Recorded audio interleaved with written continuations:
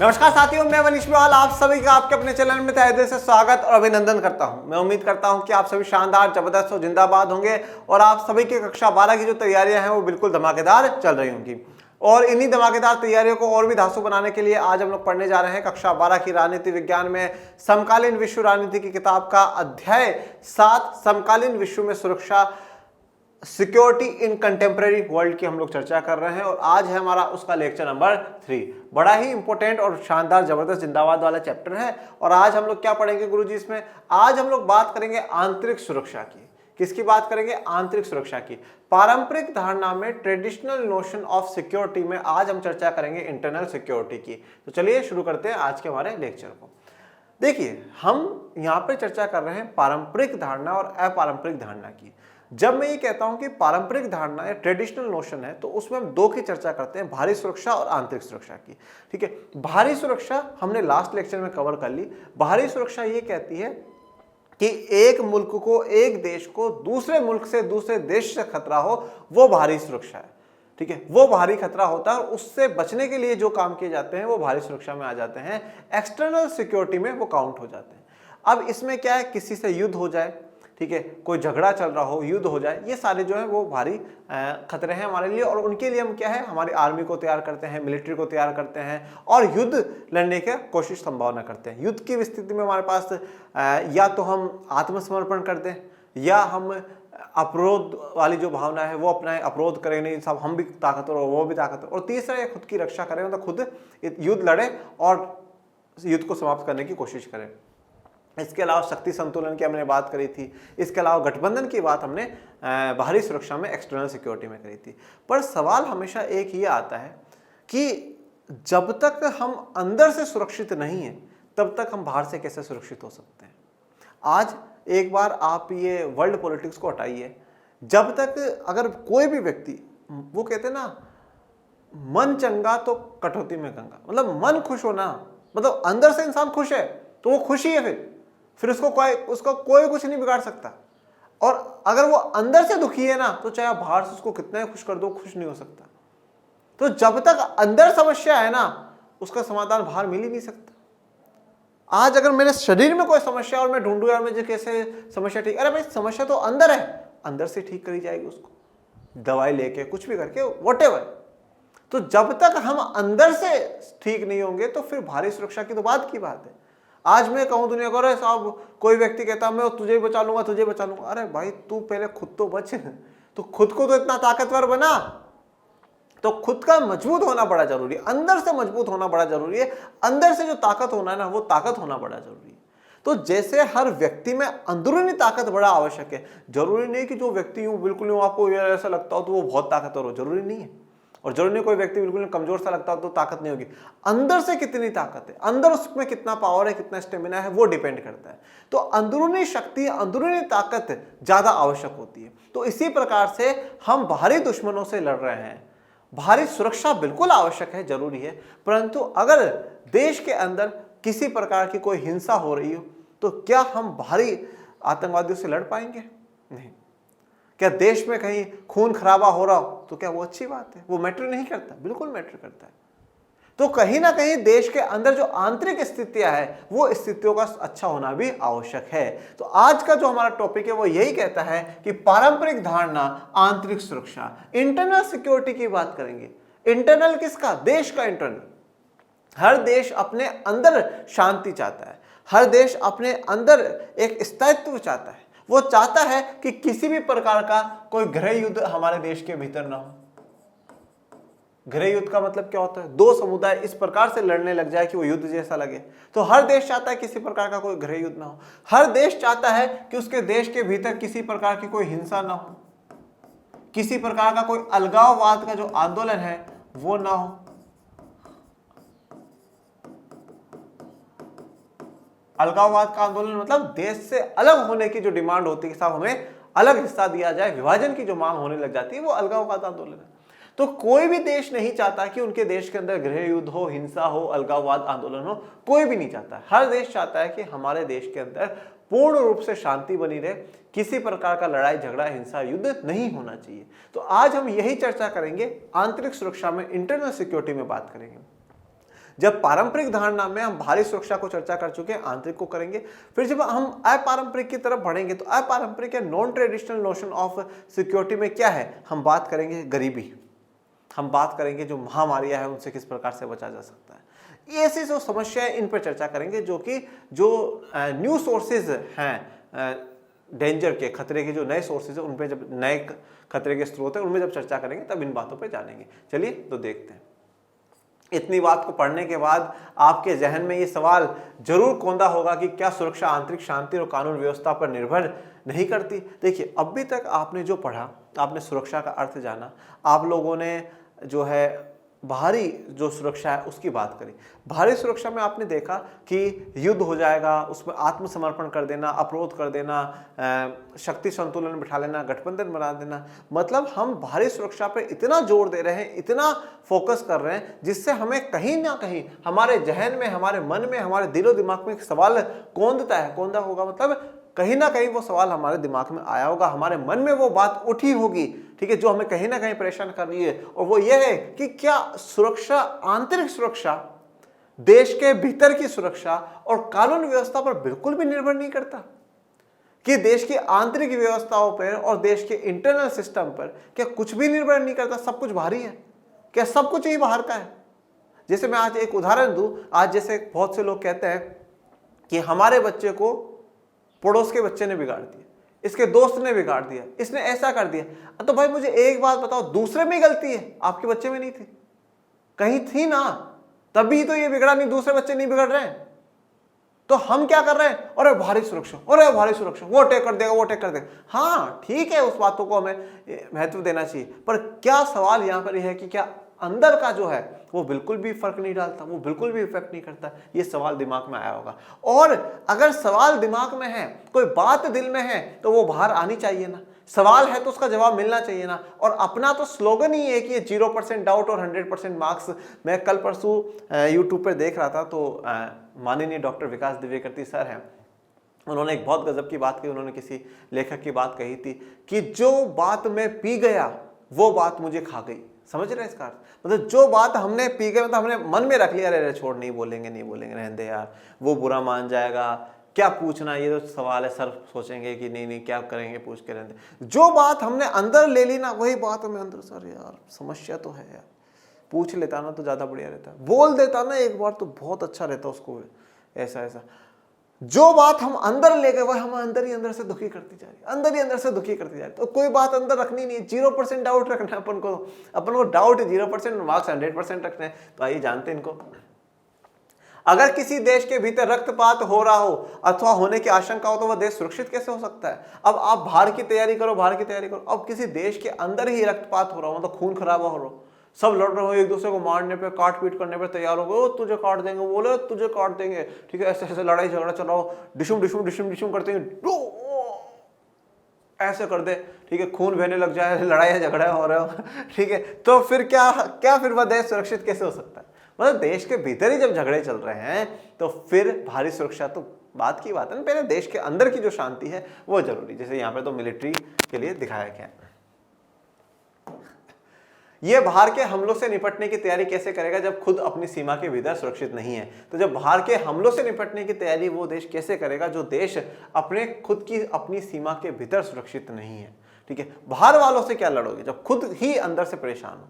ठीक है, आप अंदर से परेशान हो, आपके शरीर में बीमारी है, तो आप दूसरों से क्या लड़ोगे भाई? दूसरे से तो बाद में लड़ना है। तो इसी प्रकार से अगर कहीं देश के, किसी भी देश के अंदर ही झगड़ा चल रहा हो, डिशुम डिशुम डिशुम डिशुम डिशुम चल रही, तो फिर वो भैया भाई दूसरों से, बाहर वालों से क्या लड़ेगा? जैसे अब आपने कक्षा 10 में, क्लास 10th में आपने पढ़ा था, श्रीलंका की स्टोरी पढ़ी, जो पहला चैप्टर था सत्ता की साझेदारी, पावर शेयरिंग वाला, उसमें श्रीलंका की और बेल्जियम की ये 2 कहानियां पढ़ी थी। याद करो कहानियों को। श्रीलंका की कहानी में क्या था? 2 ग्रुप थे वहां पर, एक सिन्हाला और एक तमिल।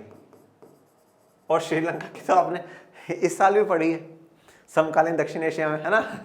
मैं भूल जाता हूँ कि कहाँ पढ़ा आप लोगों ने, बहुत जगह पढ़ रखा है पर भूल जाते हो आप लोग। चलिए, तो सिन्हाला और तमिल का पढ़ा था।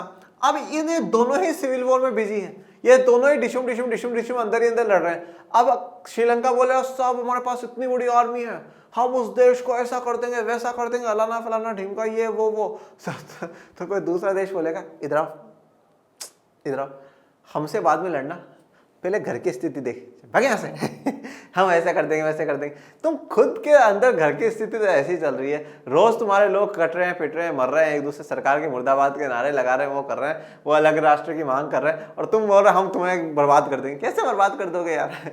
और दूसरी तरफ बेल्जियम का उदाहरण याद करिए, जहां पर शांतिपूर्ण तरीके से दोनों कम्युनिटी है, जो डच स्पीकिंग और फ्रेंच स्पीकिंग कम्युनिटी है, वो दोनों शांति से रह रही। संविधान में 4 बार संशोधन कर करके 4 प्रकार की सरकारें बना करके बेल्जियम ने क्या करा, अपने आप को पूरे विश्व में एक आदर्श के रूप में कर लिया। बेल्जियम एक छोटा सा देश है, उस छोटे से देश के आज भारत जितना बड़ा देश की किताबों में पढ़ाया जा रहा, कहीं ना कहीं तो बड़ी बात है। और सोचिए जिस बेल्जियम इतना छोटा सा है और यूरोप की रीढ़ की हड्डी कही जाने वाली, यूरोप की पूरे महाशक्ति कही जाने वाली यूरोपियन यूनियन का हेडक्वार्टर यहां पर आता है, ये बड़ी ताकत है। मतलब कहीं ना कहीं बेल्जियम खुद एक ताकत है, क्योंकि यूरोप की सबसे बड़ी ताकत यूरोपियन यूनियन और उनका हेडक्वार्टर वहां पर है, तो ये बड़ी ताकत की बात है बेटा।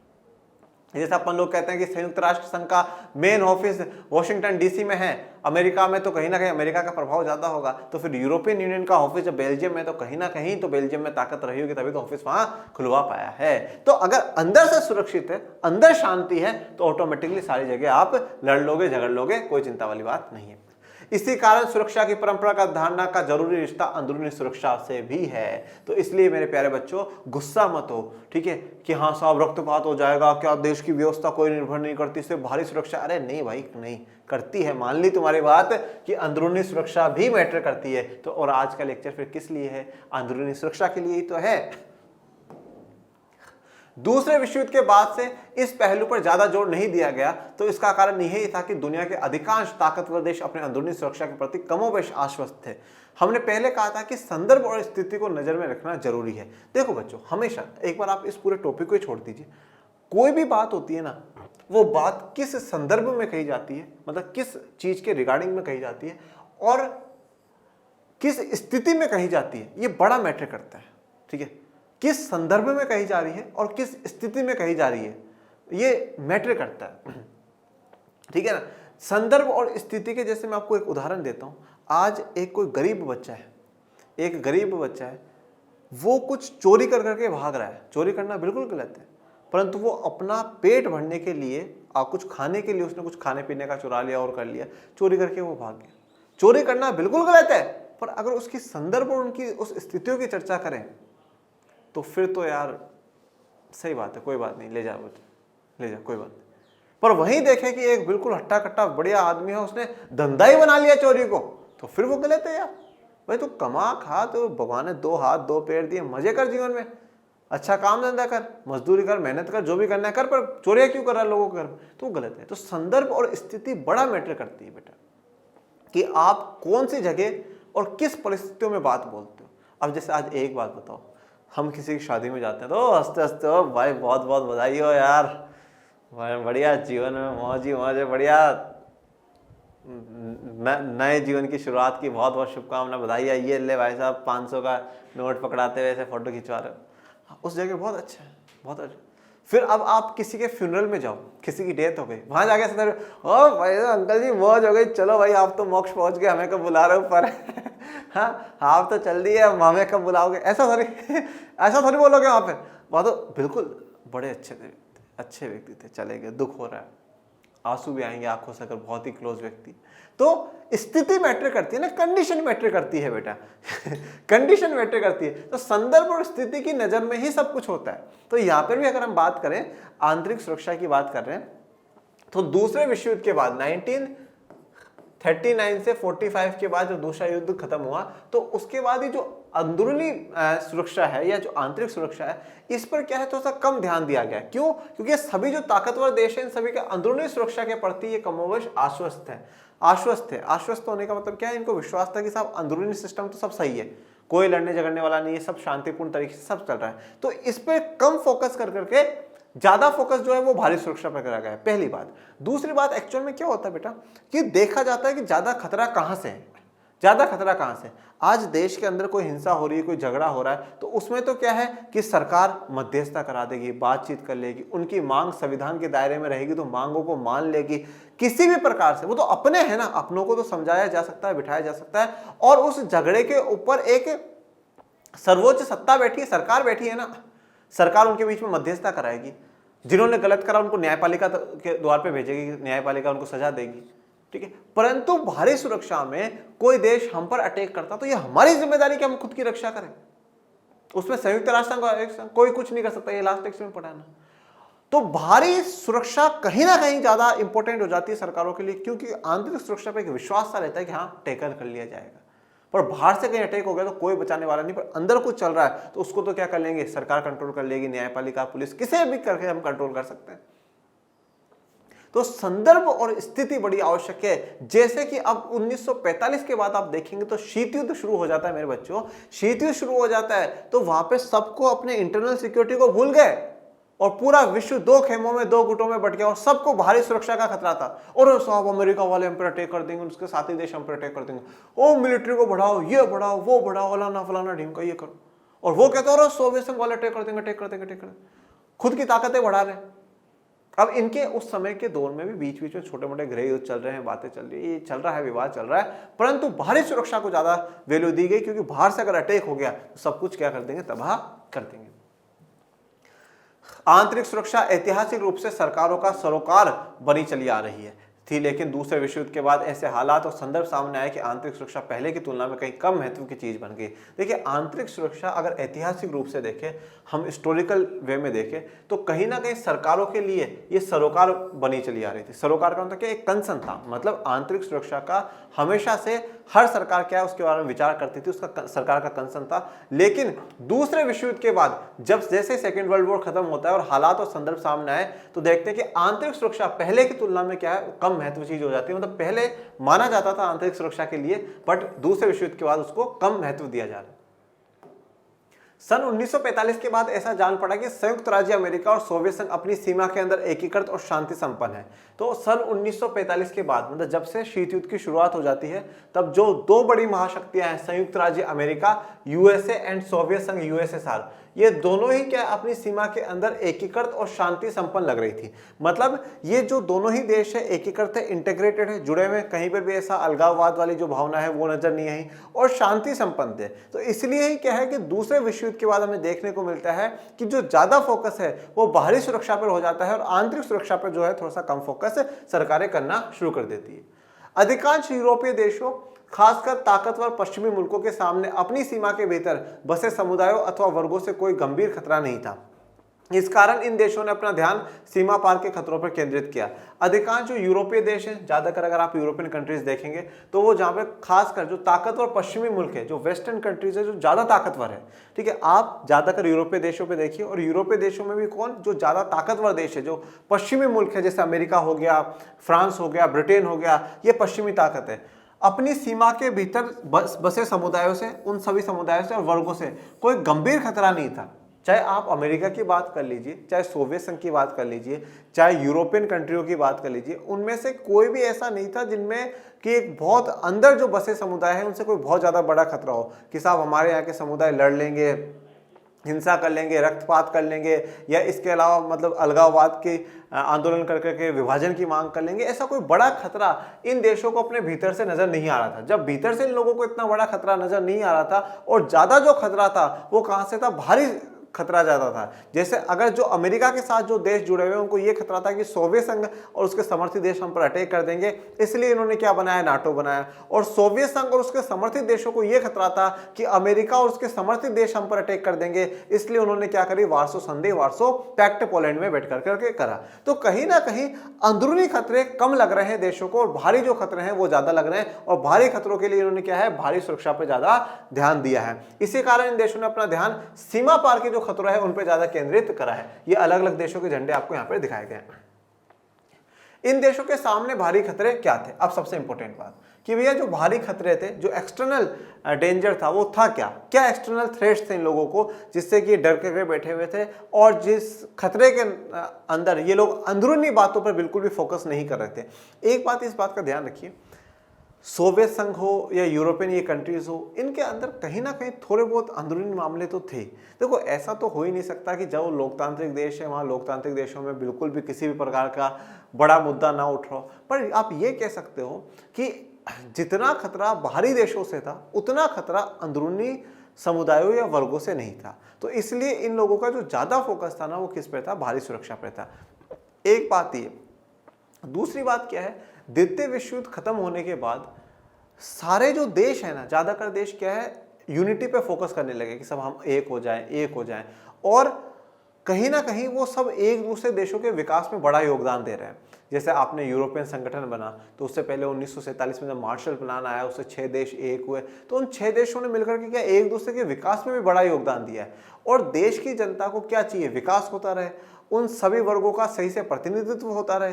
अगर उन बातों का ध्यान रखा जा रहा है तो अंदर जो जितने भी समुदाय हैं, वर्ग हैं, उनको तो कोई समस्या है ही नहीं, उनको तो कोई प्रॉब्लम है ही नहीं। वो क्यों लड़ेंगे, वो क्यों झगड़ेंगे? पर जब आप एक बड़ी ताकत बनते जा रहे हो, तो ये बात हमेशा ध्यान रखिए कि जैसे जैसे आप बड़े बनते जा रहे हो, वैसे वैसे आपके दुश्मनों की संख्या बढ़ती जा रही है।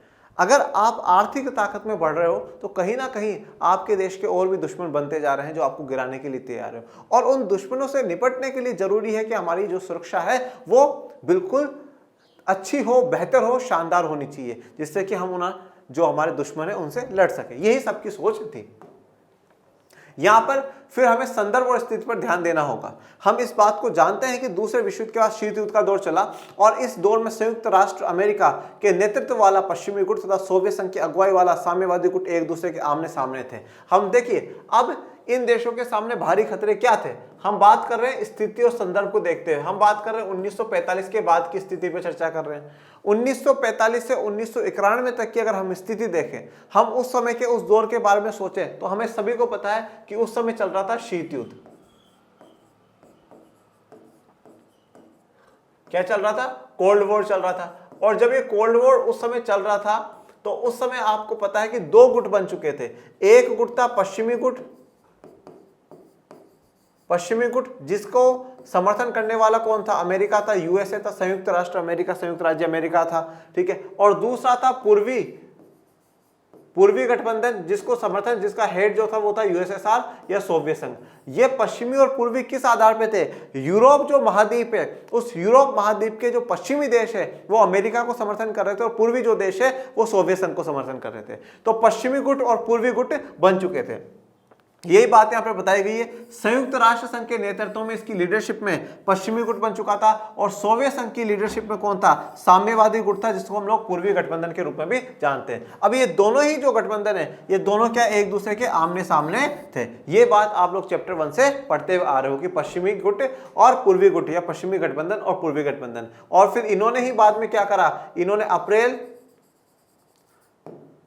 1949 में क्या बनाया? नाटो बनाया, नॉर्थ अटलांटिक ट्रीटी ऑर्गेनाइजेशन। और इन्होंने क्या करा? इन्होंने 1955 में कौन सा संगठन बनाया बच्चों? वार्सो पैक्ट, संधि करी थी इन्होंने, वार्सो संधि के नाम से जाना जाता है। ओके, सबसे बड़ी बात यह है कि दोनों गुटों को अपने ऊपर एक दूसरे से सैन्य हमले का भय था। तो सबसे बड़ी बात तो यह है कि जो दोनों गुट है, पश्चिमी गुट को यह डर था, यह भय था कि सोवियत संघ वाला जो गुट है, जो साम्यवादी गुट है, वो हम पर क्या कर देगा? अटैक कर देगा, ठीक है। और सोवियत संघ को यह डर था कि अमेरिका वाला जो गुट है वो हम पर अटैक कर देगा। तो दोनों के मन में जो डर था, वो डर यह था कि वो हम पर अटैक कर देंगे, उसको यह था कि वो हम पर अटैक कर देंगे। दोनों को एक दूसरे के अटैक के कारण दोनों को डर था।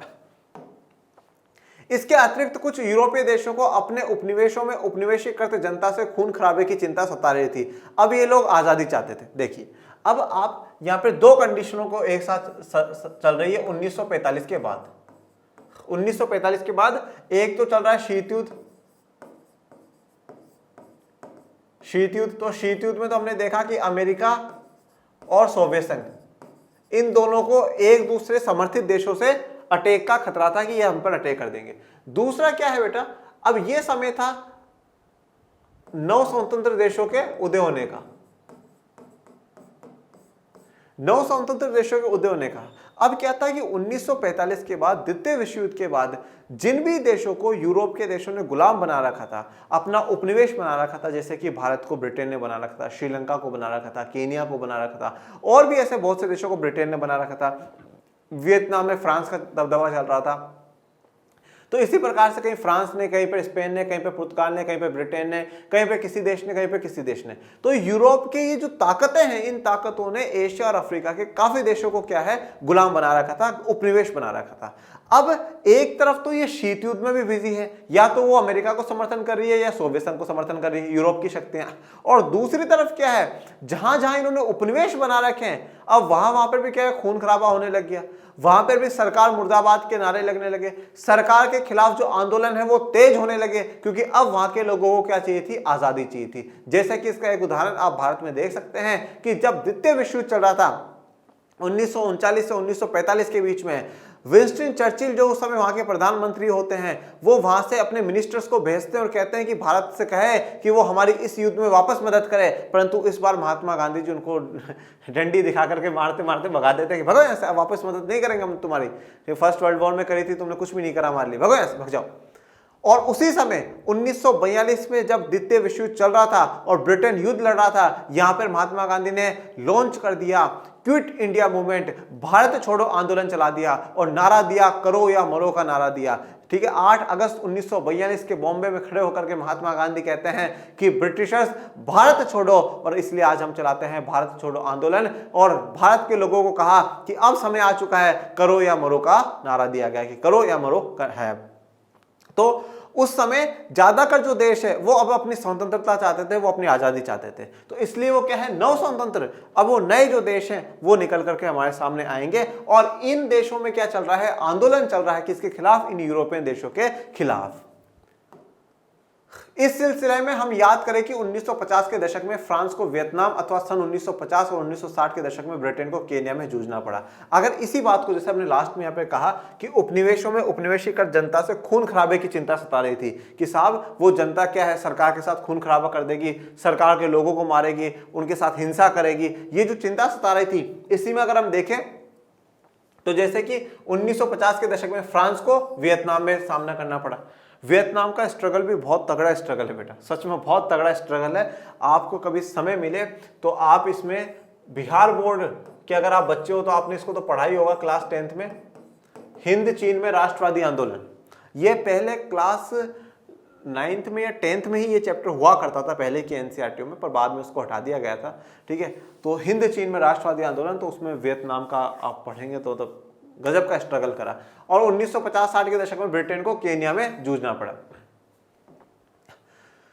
उपनिवेशों ने 1940 के दशक के उत्तरार्ध से आजाद होना शुरू किया, और उनके सुरक्षा और सरोकार अक्सर यूरोपीय ताकतों के समान ही थे। देखिए, अब उपनिवेशों ने 1940 के दशक के उत्तरार्ध का मतलब है 1945 के बाद, मतलब 1940 से 50 तक ये पूरा दशक हो गया, मतलब 10 सालों का पूरा टाइम पीरियड हो गया। और उत्तरार्ध का मतलब है जो लेटर फेज है, तो इसको 2 भागों में बांट लो, 40 से 45 और फिर दूसरा 45 से 50। तो 45 से 50 वाला जो टाइम पीरियड है उसमें आजाद होना शुरू हुआ, और उनके सुरक्षा सरोकार अक्सर यूरोपीय ताकतों के समान ही थे।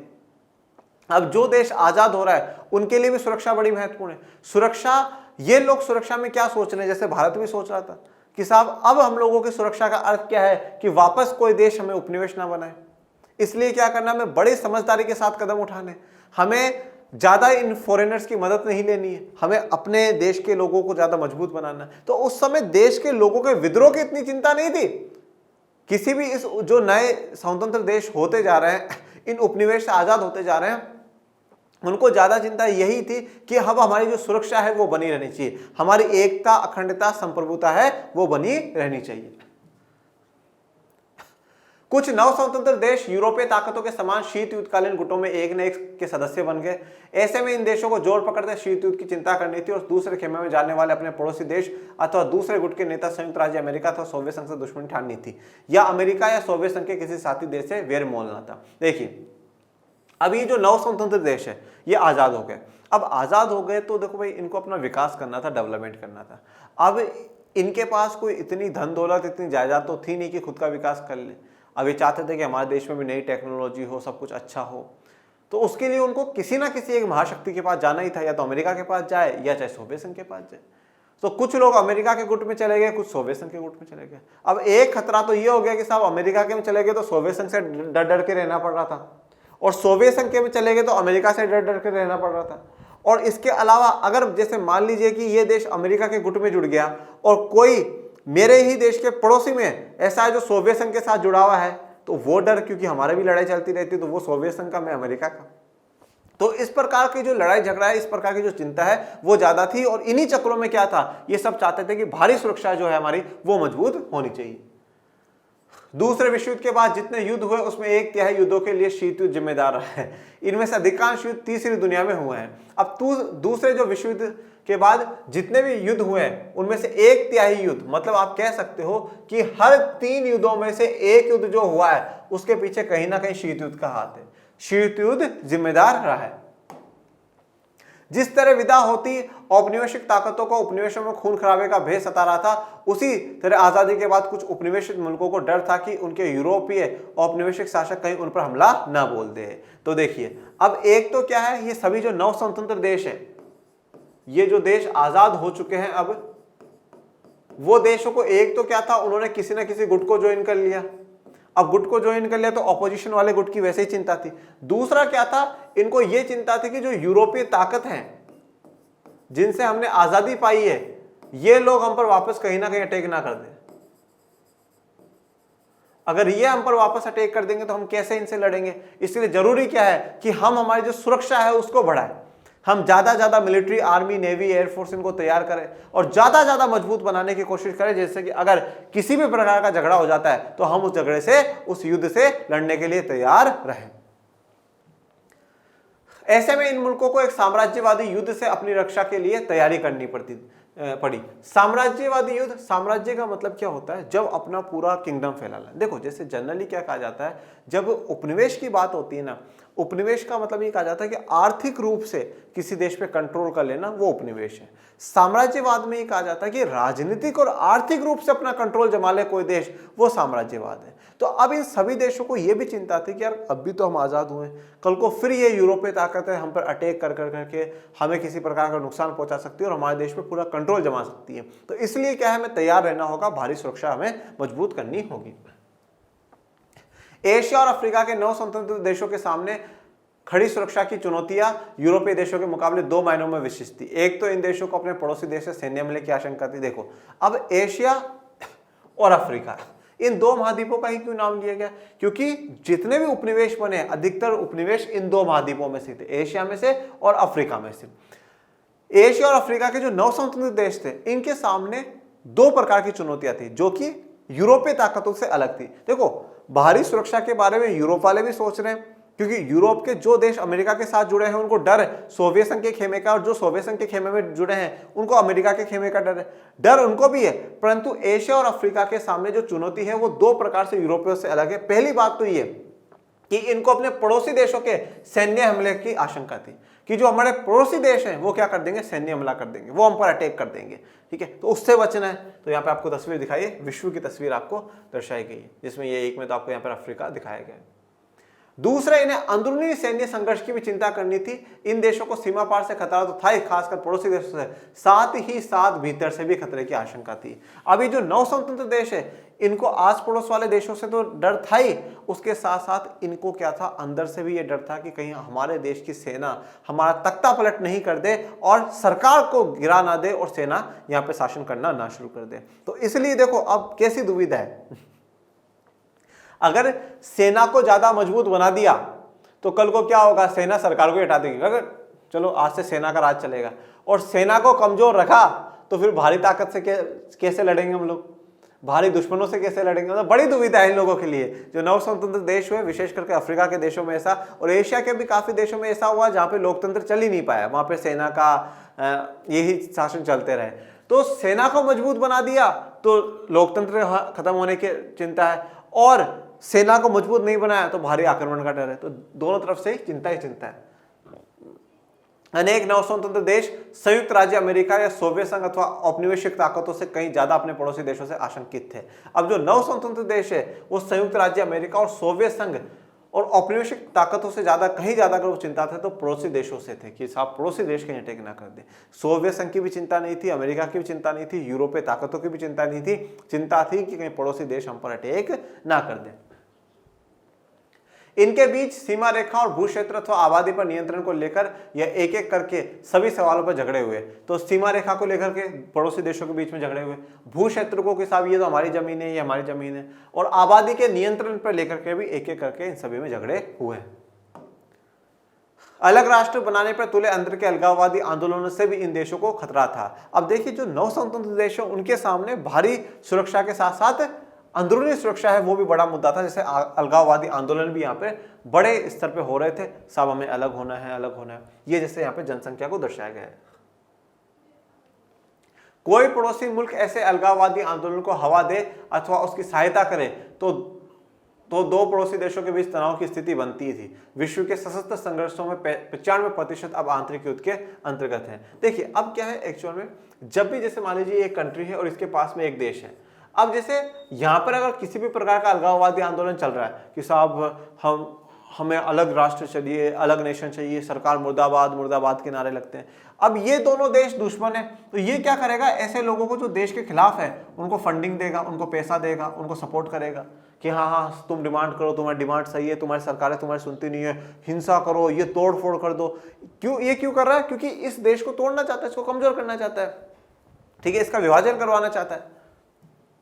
सन 1946 से 91 के बीच गृह युद्धों की संख्या में दोगुनी वृद्धि हुई। तो 46 से 91 जब तक शीत युद्ध चला तब तक जो गृह युद्ध हुए उसकी संख्या दोगुनी डबल हो चुकी थी, जो पिछले 200 वर्षों में सबसे लंबी छलांग थी। मतलब पिछले 200 सालों में देखें, 1946 से पहले के 200 सालों में देखें तो सबसे लंबी छलांग यहाँ पर देखी गई है। इस तरह पड़ोसी देशों से युद्ध और आंतरिक संघर्ष नव स्वतंत्र देशों के सामने सुरक्षा की सबसे बड़ी चुनौती थी। तो इस प्रकार पड़ोसी देशों से युद्ध जो कि बाहरी सुरक्षा का मुद्दा था और आंतरिक संघर्ष जो कि आंतरिक सुरक्षा का मुद्दा था, ये नव स्वतंत्र देशों के सामने सुरक्षा के लिए एक बड़ी चुनौतियों के रूप में थे। इसी के साथ अपना आज का लेक्चर यहाँ पे कंप्लीट होता है। आपको कोई भी डाउट, कोई भी समस्या हो तो कमेंट बॉक्स में मेंशन कर दीजिएगा। बाकी मेरे प्यारे विद्यार्थियों, पढ़ते रहिए, आगे बढ़ते रहिए और आपके अपने channel learn and share arts को ज़्यादा से ज़्यादा लाइक शेयर सब्सक्राइब करते रहिए। और डिस्क्रिप्शन में लिंक दे रखा है टेलीग्राम चैनल का, उसको भी ज्वाइन कर लीजिएगा, जिससे आपको नवीन से नवीन जानकारियाँ मिलती रहे। और अपन मिलेंगे नेक्स्ट लेक्चर में, तब तक के लिए थैंक यू सो मच। जय हिंद, जय भारत।